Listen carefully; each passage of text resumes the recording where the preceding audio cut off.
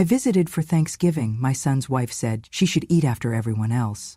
So I left early and took the $17.80 trust with me. I was 76 years old, and in the world outside this house, I was once known as a co-founder of a regional engineering firm that grew into a national enterprise. But in this house, my son's house, I was just a shadow. I was the old woman sitting too close to the dining table, the awkward presence of people politely stepping around, like a forgotten coat rack in the hallway. I came for Thanksgiving. I arrived with my scarf hand-knitted in the colors of autumn and my signature dish, hickory ham and sweet onion stew that had once won county ribbons. I smiled when I knocked, carrying my small suitcase and a box wrapped in soft blue paper. Inside the box was something more than a hostess gift. It was a legacy. But I never got to hand it over. They welcomed me with polite air kisses and one-armed hugs. My son, Ethan, was distracted from the start, glancing at his phone, gesturing vaguely toward the den. His wife, Jenna, gave me a smile as thin as the edge of a razor blade and ushered me toward the kitchen like I was an errand to complete. I helped set the table. I folded the napkins with care. I complimented the cranberry centerpiece. I complimented Jenna's dress, even though she had once told me red was too bold for someone my age. I sat at the far end of the long table, smiling at my granddaughter across from me, her little fingers fidgeting with her fork. Dinner was served. The turkey was dry. The conversation was even drier, but I smiled, I nodded, I asked questions about school and work and soccer games, though no one asked me much of anything at all. Then, as I reached for the mashed potatoes, Jenna said it, loudly, clearly, in front of everyone.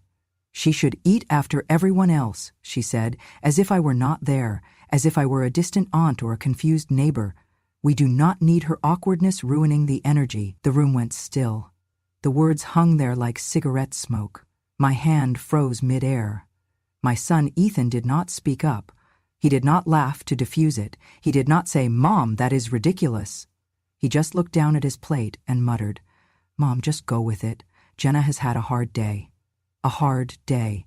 That was his excuse for letting his wife humiliate his mother on Thanksgiving. In that moment, as I stood between silence and sorrow, I realized a truth strangers already knew. The quiet are not powerless. They are the architects of resilience. I wanted more than just escape. I wanted a legacy they could not ignore. I stood slowly. My legs were steady. My voice was gone. No one stopped me. I stepped away from the table. I walked to the foyer and picked up my suitcase. I left the box on the hallway table, unopened. Inside was a USB drive containing my updated trust documents. $17.8 million in revised beneficiary designations, legal transitions, and a quiet note saying, "Use this wisely." I had planned to give it after dessert. I had imagined my granddaughter opening the box, her eyes lighting up. I had pictured Ethan reading the documents, his voice cracking with surprise.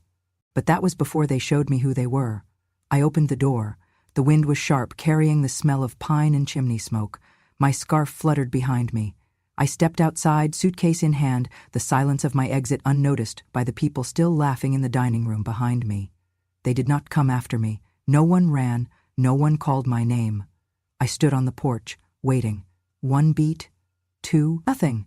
Just the clinking of forks on china and the hollow sound of a door slowly closing behind me. I turned and walked down the brick path. My boots tapped steady on the walkway. My heart ached, but not from sadness, not from betrayal, from clarity. I got in my car. I started the engine. I did not cry. I drove past the streets where Ethan used to ride his bike, past the school I had helped fund through anonymous donations, past the park where I had pushed him on the swings every Saturday for years while his father disappeared into bottles. At a red light, I glanced at the blue box, still in the passenger seat. I had picked it back up after stepping outside. Reflex, perhaps, or something more. Inside that box was a decision, a chance, a legacy I had earned through years of silent sacrifice. And now, it would not go to someone who saw me as awkward. It would not go to a man who could not defend the woman who once taught him to read. It would go elsewhere. I turned left instead of right. I booked a small inn near the river, one of those cozy places with quilts on the beds and lemon water in the lobby. I ordered tea. I sat in the window and watched the wind stir the trees. I pulled out the USB and looked at it, small, silent, powerful. They would not know what they had lost until it was too late. They would wake tomorrow and wonder where I had gone. They would guess it was age, emotion, maybe confusion. But I was not confused. I was done. I had raised a son who thought silence was easier than decency. I had baked meals for holidays I was not even invited to. I had endured slights disguised as jokes, jabs dressed as concern, and now, this, a command to eat last in my own bloodline's home. And so I left. And with me, I took every dollar, every deed, every future advantage they had quietly assumed belonged to them. Because the thing about women like me, the quiet ones, the ones who sit at the edge of the room and smile politely, we remember everything. And when we move, we do not raise our voices. We raise the ground you stand on. Most people look at me and see a woman who stayed home, who baked pies, folded laundry, and kept quiet during dinner conversations. They see soft hands, gray hair, and assume I was always someone's wife, someone's mother, but never someone in my own right. What they do not know is that in the early 1970s, I co-founded one of the first industrial automation firms in the South.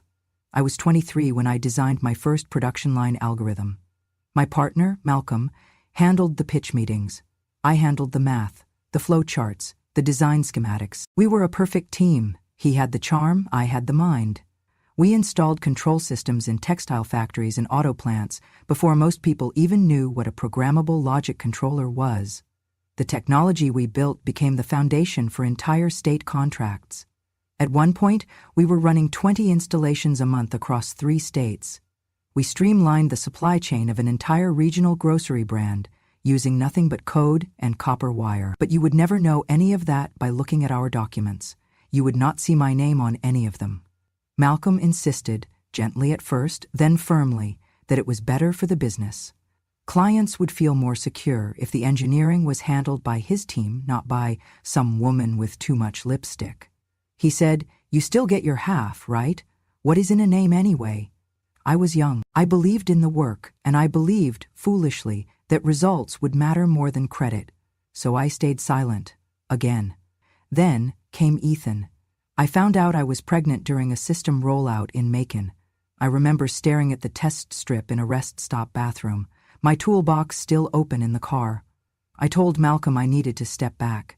He nodded, patted my shoulder, and within a month he brought in a junior engineer to take my place. By the time Ethan was born, my name was off every project.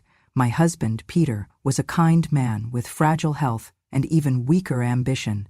He had heart problems, then lung problems. He worked when he could, but mostly he watched TV and read history books. I never blamed him.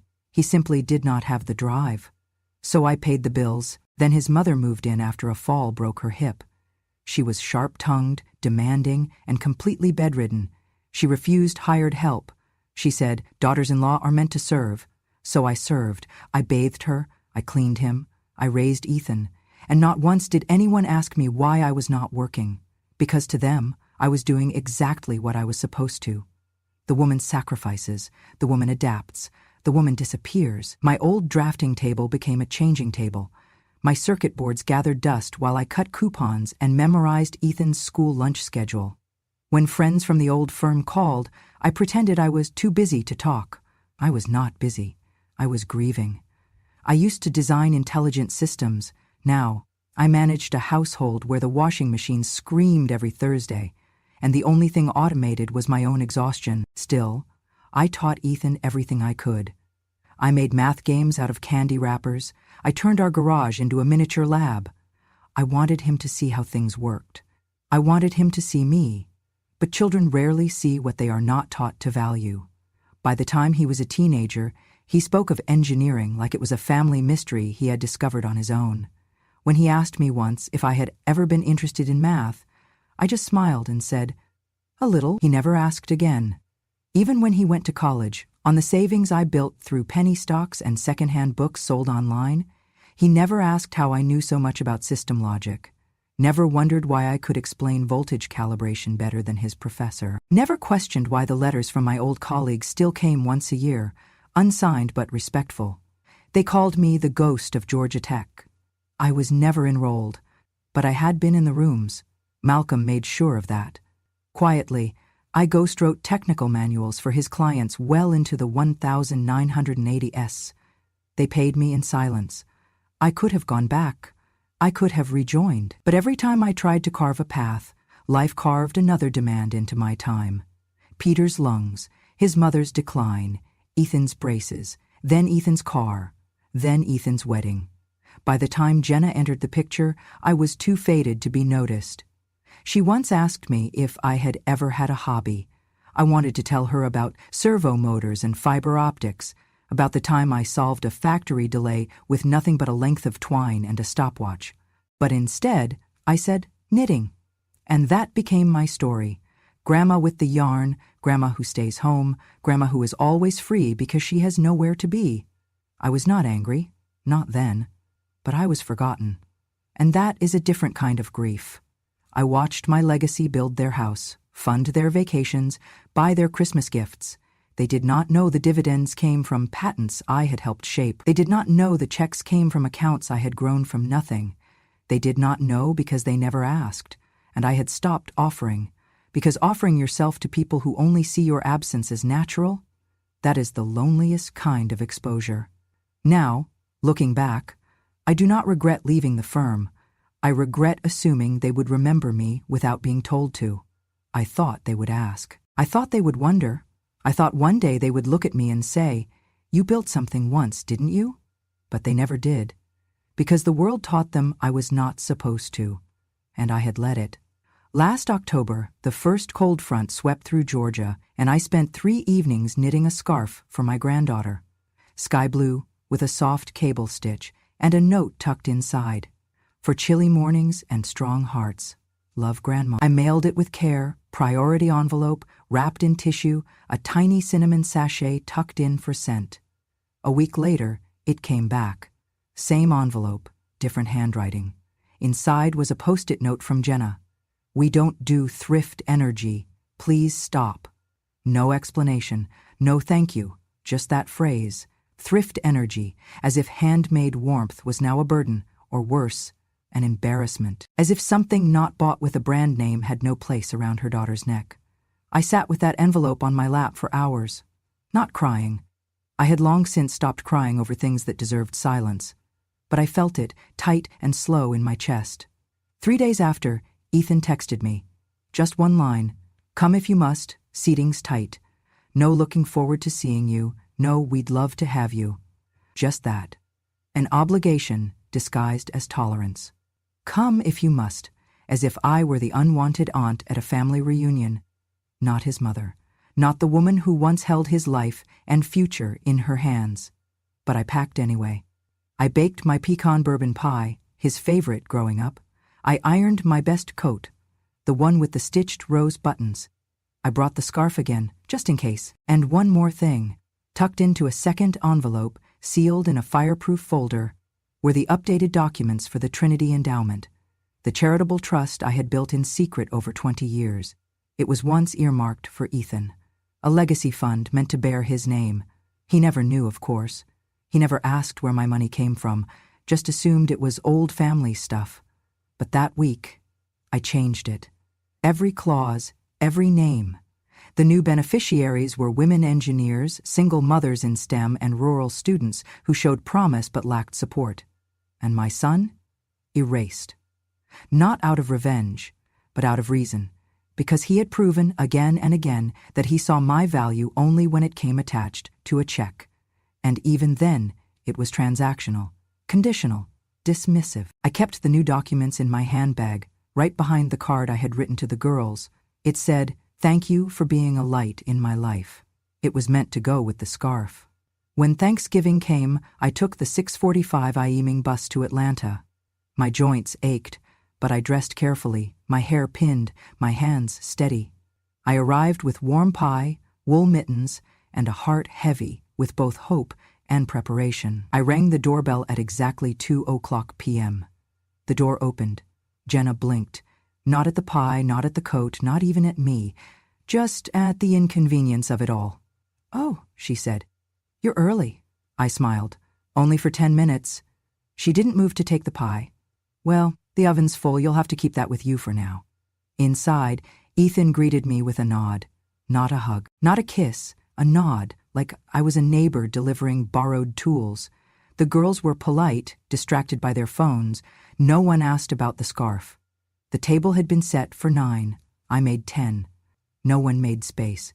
They brought in a stool from the kitchen, set it off to the side, near the wall, no placemat, no setting. And then Jenna, standing in the archway between the dining room and the kitchen, looked around the table and said, clear as glass, "She should eat after everyone else. We don't need her awkwardness ruining the energy." She said it with a smile, that kind of passive-aggressive shine only well-practiced hosts possess. The room fell silent. One of the girls giggled, not knowing why. I turned to Ethan, waiting for a response. He didn't look up, just stared at his plate and muttered, "Mom, just go with it. Jenna's had a hard day." That was the moment, not the words, but the way he let them land and stay there, as if I was too heavy for the room, too much even when silent. I stood up. I did not argue, I did not plead. I simply gathered my coat, I took my handbag, left the pie on the counter, untouched. The girls barely noticed. Jenna said something about the vibe returning. Ethan did not walk me out. I walked myself to the curb, called a cab, and sat with my envelope of new documents in my lap the whole ride back to the station. They never even asked what was in the gift bag I had left by the door. And that was fine, because by then, the only thing they had to lose was already gone. Dinner was already plated when I returned to the dining room, the last to sit down, though no one seemed to notice I had stepped away. The dining table looked like something out of a magazine, gold-rimmed china, cloth napkins folded like tulips, crystal glasses reflecting the chandelier light. There was a playlist of instrumental jazz humming in the background. And yet, not one seat had been made for me at the main table. I had to pull my stool closer, perching at the edge like a guest at a wedding who had arrived without an invitation. I placed the scarf I had worn over the back of my chair, soft, gray wool with tiny cranberry-colored accents. It was not new, but it was warm. I had made it for myself years ago, when arthritis first began to whisper in my knuckles. As I folded it gently, Jenna caught sight of it. She paused, fork halfway to her mouth, and said with a smirk, "Trying to look relevant again, are we?" The laughter that followed was not loud, but it was sharp. Ethan did not say anything. He just sipped his wine and avoided my eyes. I glanced across the table. My eldest granddaughter, Elise, only 12, looked up at me and smiled softly. She reached over to touch the scarf and whispered, "Grandma, can I wear this to school one day? It's pretty." My heart warmed. Just a flicker. Until Jenna turned sharply toward her, lips tight. "No," she said coldly. "We don't borrow leftovers." The word hung in the air like smoke. Leftovers. That was what I was now, a human remnant, an afterthought, something unworthy of new plates and fresh seats. Elise shrank back into her chair. I could see the confusion on her face, not just at the words, but at the tone, the cruelty of it, cruelty she had been taught to ignore just like her father. I set down my fork. I had not taken a single bite. Slowly I rose to my feet. The stool creaked beneath me as it shifted. No one stopped eating. No one asked why. Ethan looked up for half a second. His expression was blank, not confused, not regretful, absolutely just inconvenienced. I did not speak. I did not cause a scene. I walked to the hallway, picked up my coat and slipped it on. My fingers trembled slightly, not from weakness, but from restraint. In the living room, the fire crackled. Someone had put on a new playlist, modern pop, the music of a house that had no room for the old. At the front door I paused. On the side table was the envelope I had left earlier, tied with ribbon. Inside it was the updated trust paperwork, the revised beneficiaries, and the formal withdrawal of Ethan's name from every asset I had quietly prepared over the years. I had planned to hand it to him after dinner, after coffee, after perhaps hearing a "thank you" or a "Mom, I'm glad you came." But now? Now it will stay with me, not as revenge, but for clarity. I picked it up, placed it back into my handbag, and walked out into the crisp night air. The wind caught my coat as I stepped down the porch. Behind me, through the window, I could see them all, laughing, chewing, sipping wine. The candlelight danced on the glass like it had something to celebrate. They did not notice I was gone. not right away, and by the time they did, it would be far, far too late. I returned to my small cottage on the outskirts of town, under a sky prickled with stars. The house was silent, except for the ticking of the grandfather clock that still belonged to my late husband. The scarf lay on the armchair, soft and unassuming, but it would no longer represent my disappearance. I sat at my old desk, opening the folder I carried. Inside were documents I had prepared with painstaking care. The reformation of the trust fund of $17.8 million, earmarked originally in Ethan's name, now redirected to a new beneficiary, the Elder Wisdom Foundation. Not a dramatic name, bare and clear but powerful, a foundation to award scholarships and grants to women over 40 pursuing careers in technology. I took a pen, paused, and signed my name. Beneath it I added, effective immediately. My hand did not tremble. This money, my legacy of years balancing budgets and investing wisely, would not be squandered on people who called me leftovers. It belonged to the future, to women who were often dismissed, just as I had been. I left the ink to dry, then turned to my desk drawer and found the recordings. I had spent 3 nights digitizing old audio cassettes of my design sessions. I had saved images of hand-drawn flowcharts, thermal prints, schematics, back when a machine's control system was conceived in pencil and slide rule. I had saved correspondence, a faded letter from a client thanking me personally, a memo from a factory manager praising the engineer behind the seamless integration. Ethan never needed these words. He just needed to win contracts. So I tucked the recordings into a USB, labeled Proof Evelyn. Now I attached that USB and a cover letter to an email addressed to Margaret Hughes, a woman I had sat next to in engineering school. We had been 2 of only 3 women in our graduating class. Margaret went into investigative journalism. She wrote exposés on the culture of patent infringement and tech ethics. I had tracked her work for years but never dared to reach out. My email read, "Margaret, you may not remember me. I do not know what motivated me to try again after all this time, but the truth you taught me is that silence is not always strength. The files I have attached tell a story. I believe you know what to do with it." I pressed send. Then I waited. I spent the night reading old engineering journals and teaching myself new podcast editing software. In the morning, I found Margaret's reply. She wrote, "I remember your quiet voice in class. I will follow this. Prepare to be loud." The next 24 hours passed in a blur. News outlets began publishing a story titled, "The Engineer Behind the Legacy, Georgia Tech's Silent Pioneer Comes Forward." The headline caught my eye on the breakfast table. The article laid out everything. The early designs traced back to my hand, the versions filed now by Ethan's company, nearly identical, except his had been polished with modern optimization, a phrase they dared use without citing me. My name was there, bold, not as an afterthought, but at the top of the page. And I realized, once you rewrite history, you command it. By midday, investors were asking for ethics review. The company couldn't respond to questions without the baseline work being discredited. Shareholder confidence dropped. Stock wavered. At home, the phone rang. I did not answer. I just sat quietly in my armchair, gently folding the scarf again, letting it rest across my lap like a banner. That evening, the network news ran a segment. "The Unheralded Architect, a Georgia Grandmother's Legacy Rises." A camera crew had spoken with Margaret. They showed audio of me explaining how a decade of code went uncredited. My voice, steady and unbroken, echoed across televisions in offices and living rooms. I was finally heard. The next morning, Ethan called. His voice was trembling. "Mom," he said. The just-go-with-it tone was gone. There was fear now, and maybe regret. I said nothing. I let him speak.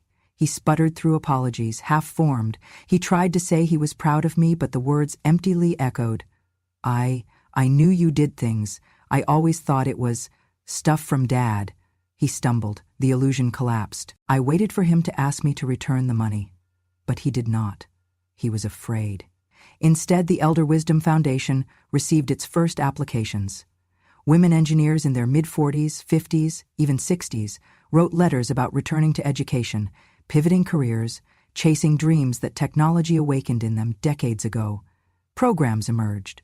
mentorship for women re-entering STEM, rural high school girls building robots, scholarships for mothers studying engineering degrees, and at the first annual ceremony, a banner read, "For Evelyn, who taught us we could still build even after being told we should sit down." I was there, seated quietly in a front row chair, wearing my scarf. When they spoke, I did not speak back. I let them speak to me into the room. Meanwhile, Ethan's press team scrambled to spin ethics reviews, to apologize without admitting wrongdoing. He lost a major contract, his firm's valuation plummeted. A month later, a letter arrived on my porch. It was thin, on heavy gray paper. The return address was from the high school down the road. Enclosed was a program from a robotics competition where my granddaughter had won first prize. On the back, they had added, "Thank you, Grandma Evelyn, for showing me how to think beyond my place." And that, more than any courtroom vindication, was where I stood victorious, not because I had power over my son, but because his disregard made me realize I had a broader canvas to paint on. I had been searching for permission to exist. Now, I found something better, a platform. I did not read Ethan's final voicemail. I did not respond. I was busy writing scholarship checks, building foundations, teaching women to trust that years of invisibility did not make them invisible. I never sought headlines. I only sought that quiet justice that comes not with noise but with impact. 2 weeks later, the headline lit up the morning news. Grandma founder redirects $17.80 M to women in tech after Thanksgiving humiliation. My phone buzzed with alerts, referrals to profiles, hashtags, screenshots. The internet had decided to crown me their heroine, and the hashtag flew across social streams. She ate last but won first. It trended on Twitter and Instagram. Even a local election candidate retweeted it with a photo of me knitting. I leaned back, scarf draped across my lap like a banner, and let it settle around me, this moment where virtue and quiet strategy finally outlived petty cruelty. That afternoon I opened a new envelope. It had the seal of MIT. Inside was an invitation to speak at their annual Silent Engineers Recognition Gala, a night honoring those whose innovations went uncredited. They called me a trailblazer, the quiet founder. They asked me to come speak. I cried. Not like I used to, out of sadness. I cried for being seen. I accepted. A few days later, the National Engineering Institute sent word. They were creating a large portrait of me, from my 20s, standing at a chalkboard covered in diagrams, chalk dust in my hair, and they would hang it on the wall of their main hall. "We are correcting the record," their letter said. Meanwhile, back at home, Ethan's company faced audit notifications and ethics reviews. His name had been erased from almost every asset. Contracts fell through, investors withdrew. Film crews began knocking at their door, cameras capturing the same home where I had once been told I was irrelevant. I did not gloat. Then, 3 months later, another letter arrived. It was from him. He applied for a grant from the very Elder Wisdom Foundation I created. He needed funding for a new project. The letter of rejection read, "Applicant does not meet standards for integrity." I placed it beside my knitting basket and whispered, "Exactly." Life moved forward. At MIT, I stood on that stage, silver hair under spotlights, scarf like a ribbon of triumph. I spoke softly, telling young women that brilliance does not expire with age and that quiet deeds can build loud legacies. I never mentioned Ethan. At home, my granddaughter Emily earned her engineering degree, and her photo appeared in the local paper, captioned, "Legacy built in love. Emily graduates with her grandmother's scarf." I framed it next to the portrait of me in the Institute's hall. Every year, the foundation gave scholarships to a select few women, mothers, midlife changers, late bloomers in tech. Their faces lit the wall of my study. They wrote letters, "Thank you for seeing me. I am building my company because you confirmed I was never too old. This scarf you made now exists in the microchips I design." Ethan's name drifted through the news only when someone referenced the scandal, the woman whose quiet rebellion redirected $17.8 million. He became a footnote. But the ripple of what I started kept growing. One summer evening, I visited a middle school robotics team. They asked me to judge their projects. I knelt beside them as they explained their mechanics, their code. I pressed a button. A robot rolled forward. then backward. Then I did a little dance. They cheered. I smiled, the proudest I had in years. The teacher asked if I would come back someday. I said, only if you keep teaching them to value the silent engineer in the corner. Every so often, Ethan would send a letter, apologizing, asking how I was. I saved them in a box I never opened. I was not angry anymore. I was busy, building futures, one woman at a time. That, my dear, is the true inheritance. And it was built not on the ashes of betrayal, but on the fire of giving birth to possibility. Because in America, someone will always try to dim you. But sometimes, just sometimes, you learn to carry your own light. The letter arrived on a pale blue card, the kind you frame before you even read it. I opened it slowly. It was from Emily, my granddaughter. Handwritten in purple ink, "Grandma, your scarf made me feel brave. Thank you." I held the card to my heart. Then I unwrapped an old picture, ribbons still fall apart with age, of her wearing that scarf on a cold November morning. I took both into my hands, went to the living room, and placed them in a frame. I hung it on the wall next to my favorite window, the one where I sit and watch the garden grow. Now it watched over me, a quiet reminder that courage can be passed down, stitch by stitch. Spring came the following year, with the warm kind of light that seems to thaw more than just frost. I received an email from NASA inviting me to become an honorary advisor for a new initiative, Legacy Women Builders. They were creating a cross-agency program to highlight the stories of women whose work had been foundational but forgotten. "We believe your wisdom belongs with us," they wrote. I accepted. Then came a letter from the local technical college. They had renamed the Advanced Engineering Workshop the Evelyn W. Hall after me. I taught there as a guest lecturer. Students who never knew I existed walked through that room under my name, learning, building, imagining. They even carved a phrase in polished granite outside the workshop door. "She ate last, but she fed the future." I saw it once at night, lit by a single spotlight. I stood under it and felt more seen than I had in decades. Meanwhile, the ripple effects of my actions continued to unfold. Ethan, my son, had quietly disappeared from headlines. His divorce was finalized, business bankruptcies filed, and his tech firm shuttered. He never called, he never apologized. I did not wait for it. I was busy. The foundation I created had started awarding scholarships that spring. Applications poured in, women in their 40s returning to engineering school, single mothers building tech startups, rural coders rewriting apps that tracked local crops and weather. I read every essay.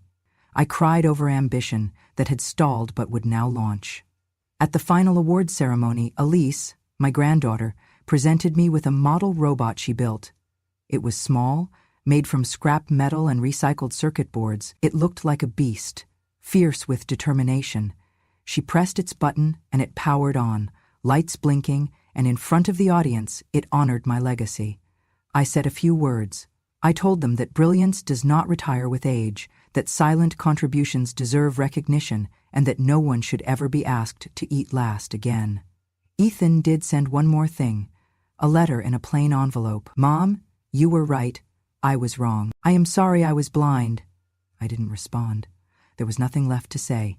Instead, I took a trip to my hometown. I stood behind the chalkboard where I first taught myself mechanics after my husband's stroke. I let my fingers trace the dusty grooves where equations once lived. I sat in the bleachers when the robotics team practiced, breastfeeding this new generation, one wrench, one code, one heart at a time. And one afternoon, the phone rang. It was NASA. The Legacy Women Builders Committee wanted to establish an annual award in my name to honor women whose unseen work shaped our world. It would be called the Evelyn Hall Silent Founder Award. I paused before answering. I had invented, taught, counseled, knitted, and thumbtacked more women's futures than I could count. And still, when I spoke, young women listened. My life after that was quiet and full. I gardened, I taught. I watched the stars in new telescopes at the University Observatory where I became a guest lecturer, talking about control systems, about patience, and about being seen at 76. I never needed applause. I needed recognition. And finally, I got it. In America, narratives change. Legacies are not dictated by how loudly you shout, but by whom you uplift and how woven your impact becomes in the fabric of tomorrow. I was not waiting anymore. I was finally living the life I built. I do not need them to thank me anymore. I do not need flowers. I do not need applause. I do not need medals. I only need them to know. I was here. I existed. I created it. I built systems that kept people safe. I carried generations on my back. I was erased, but I endured. Because intelligence does not expire, and brilliance does not fade because it goes unacknowledged. To every woman who was told she was too old, too quiet, too inconvenient, I say this: you are not invisible. You are not forgotten. You are not done. They tried to write me out of my own story, but I picked up the pen, and I wrote it back in. If you've ever been overlooked, dismissed, or told to sit at the edge of your own legacy, remember this: those who build the foundation of greatness do not need to shout. We only need to tell the truth. Subscribe to Grandma True Stories, where silent women are finally heard, and the ungrateful no longer get to write history with lies. Because wisdom never fades, and truth always finds its wings.